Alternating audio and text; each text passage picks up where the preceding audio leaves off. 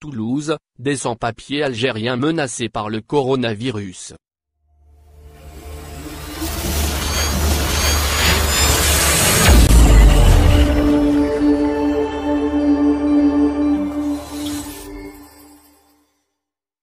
De nombreux sans-papiers algériens enfermés au centre de rétention administrative de Cornebarieux, en France, sont menacés de contamination au coronavirus. Une personne retenue quelques jours à l'intérieur du même centre a été testée positive. Des associations toulousaines appellent à la fermeture de cet établissement où sont retenus des étrangers qui sont majoritairement algériens, indique, mercredi 19 août, le média France 3. Selon la même source, après le passage d'une femme testée positive au coronavirus au centre de rétention de Cornebarieux, en Haute-Garonne, des associations toulousaines s'inquiètent du sort des ressortissants étrangers, dont la plupart sont des sans-papiers algériens.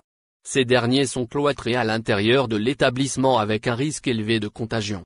Les associations demandent la fermeture immédiate de ce centre qui pourrait être un nouveau foyer de contamination. Des sans-papiers algériens risquent la contamination. De nombreuses personnes sont retenues dans ce centre de rétention. Elles sont un peu plus d'une trentaine cette semaine, dont un bon nombre sont des ressortissants algériens.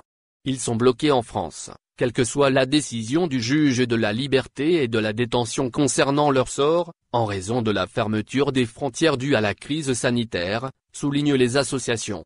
Pour la CIMAD, une association de solidarité et de soutien politique aux étrangers en situation irrégulière, comme pour les représentants de l'ADE, avocats pour la défense des étrangers, la situation justifierait la fermeture pure et simple du centre de rétention et la remise en liberté des personnes enfermées à Cornebarieux.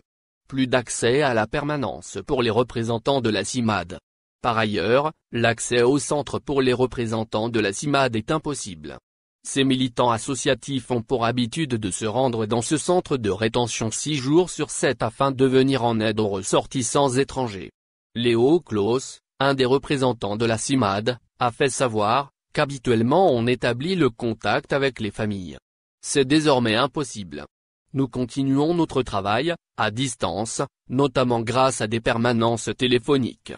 De son côté, Anita Abouix, représente des avocats pour la défense des étrangers en situation irrégulière, a déclaré qu'il y a un risque de cluster évident à Cornebarieux, comme ça a été le cas dans le centre de rétention de Mesnil-Amelot, en région parisienne.